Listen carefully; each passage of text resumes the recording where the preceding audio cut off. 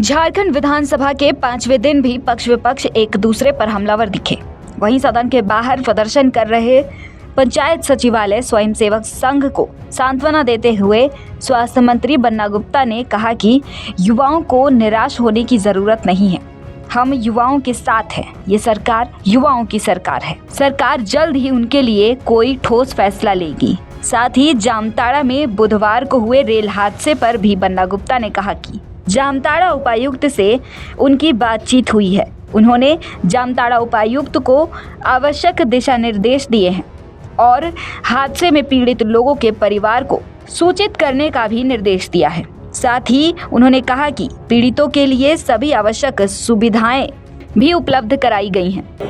देखिए, ये सरकार निश्चित तौर पर युवाओं की सरकार है और युवाओं के प्रति बहुत संवेदनशील है। और मुझे तो नहीं मालूम है कि आत्मदाह वगैरह की, लेकिन मैं तो आपसे भी निवेदन करूंगा कि इन शब्दों का भी इस्तेमाल आप लोग नहीं करिए, क्योंकि ये शब्द ही महापाप हैं। कि कोई अपने जीवन लीला को समाप्त करे, इससे बड़ा पाप नहीं हो सकता है।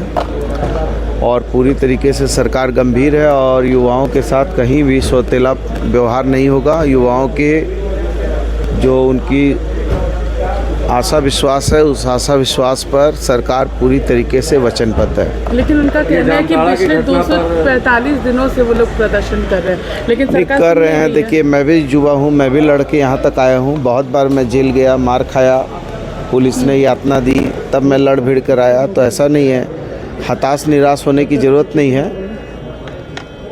आशा निराशा में भी आशा और आशा में भी निराशा होती है। तो इसलिए जीवन संघर्ष है, संघर्ष के साथ ही युवा आगे बढ़ता है। पेपर लीक मामले में विभाग आपका क्या जामताड़ा नहीं, कल मैंने उपायुक्त जामताड़ा से भी बातचीत किया है। उनको आवश्यक दिशा निर्देश भी रात को ही दिए थे और उनसे बातचीत भी हुआ। उन्होंने बताया कि अभी 2 कैजुअलिटी की जो है पुष्टि हुई है, लेकिन जो 12 लोगों के दुर्घटना की बात आ रही थी, उन्होंने उसको स्पष्ट नहीं किया। उन्होंने कहा कि अभी तक ऐसी कोई जानकारी, पुष्ट जानकारी प्राप्त नहीं हुई है। फिर भी हमने उनको निर्देशित किया है कि जो भी लोग काल के गाल में समाये हैं, उनके परिजनों को तुरंत इसकी जानकारी दी जाए और उनके साथ जो भी उनको हम आवश्यक मानवीय सुविधा दे सकते हैं, उस सुविधा दिया जाए। अच्छा, जमशेदपुर में राज्यपाल गए थे, बोल रहे थे कि जो आरक्षण है 77% का, वो गैर संवैधानिक है। राजनीतिक लाभ के लिए आप लोग जो है बार बार भेज रहे हैं उनके पास। नहीं, हम तो ये बात कर रहे हैं कि जातिगत जनगणना की बात कर रहे हैं। जब जातिगत जनगणना हो जाएगी तो बहुत चीज़ें स्पष्ट होंगी। अब तो जो बाबा साहब अम्बेडकर का जो आरक्षण का नीति है, उस नीति को ही जो है पूरी तरीके से मृतप्राय बनाने का काम जो है केंद्र की सरकार कर रही है।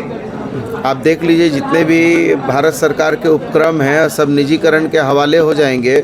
और जब निजीकरण के हवाले हो जाएंगे तो बाबा साहब अम्बेडकर का कौन सा रोस्टर लागू होगा? क्या निजी कंपनियों पर आरक्षण की नीति लागू होगी? जब BSNL है, CCNL है, चाहे वो MTNL है, चाहे कोक है, चाहे वो रेल है, चाहे वेल है, चाहे जहाज़ है, सब यदि निजीकरण के हवाले हो रहे हैं तो ये कहीं ना कहीं बाबा साहब के आरक्षण नीति का ये जो है खुल्लम खुल्ला आरक्षण नीति को समाप्त करने की एक सोची समझी साजिश रची जा रही है। पेपर लीक मामले पर क्या कहिएगा बन्ना जी? लगातार नहीं, पेपर लीक मामले पर तो हमने कहा है कि SIT का गठन हुआ है। सरकार ने बहुत कड़े नियम बनाए हैं, थोड़ा सब्र कीजिए और जो भी लोग दोषी हैं उनको कड़ी से कड़ी सजा दी जाएगी। SIT को भरोसा नहीं है। अब विपक्ष को तो हम सीना चीर के भी दिखा देंगे तो भरोसा नहीं होगा। वो कत्ल भी करते हैं तो चर्चा नहीं होती, हम आहें भरते हैं तो हो जाते हैं बदनाम। आप उनसे पूछिए ना, बनारस में जो हुआ है पेपर लीक का मामला, उस पर ये चुप्पी साधे हुए हैं, उस पर तो कुछ नहीं बोल रहे हैं। उस पर क्यों नहीं बोल रहे हैं? उस पर भी इनको बोलना चाहिए, लेकिन वहाँ तो ये चुप्पी साधे हुए हैं। ठीक। वहीं जामताड़ा विधायक इरफान अंसारी ने इस मामले पर केंद्र सरकार को घेरते हुए कहा कि रेल विभाग केंद्र सरकार के अधीन है। मैं केंद्र सरकार से मांग करूंगा कि मृतकों के परिजनों को 50-50 लाख रुपए और साथ में एक सरकारी नौकरी दी जाए। दुखदायी घटना घटी है। ये रेलवे विभाग के लैप्सेस के कारण हम तो ये कहेंगे कि बहुत बड़ी घटना होती तो बच गई। 2 लोगों की जान गई है और कुछ लोग घायल हैं।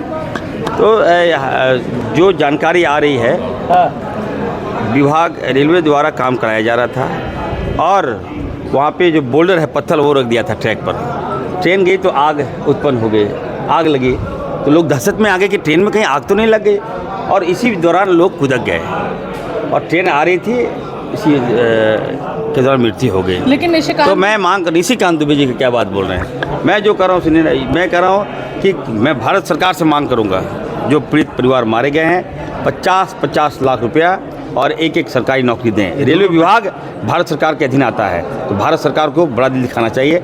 मैं झारखंड सरकार से भी अभी सदन में मांग करूँगा कि थोड़ा आप भी थोड़ा मदद करें। मरने वाले लोग सुनते हैं बिहार के हैं, तो कहीं की भी हो, जान तो चली गई। इरफान जी दूसरे ने कहा है कि रेलवे को बदनाम घायल की अभी पुष्टि नहीं हुई है, बता देंगे घायल के चिन्हित किया जा रहा है। जी निशिकांत दुबे ने कहा है कि भारत सरकार और रेलवे को बदनाम करने की कोशिश की जा रही है, ऐसी कोई बात नहीं थी, वो वहाँ पर पैदल जा रहे थे, जो लोगों की मौत हुई है। देखिए भारत सरकार का क्या, निशिकांत दुबे जी एजेंट है क्या, प्रवक्ता है क्या भारत सरकार का? रेलवे विभाग के लैप्सेस से लोग मारे गए हैं, कम से कम निशिकांत जी को सहानुभूति बरतना चाहिए। जो लोग मारे गए हैं हमारे लोग हैं, हमारे बच्चे हैं, और आगे आना चाहिए, कम से कम मुआवजा दिलाना चाहिए भारत सरकार से। तो इस तरह की राजनीति नहीं करनी चाहिए। देखिए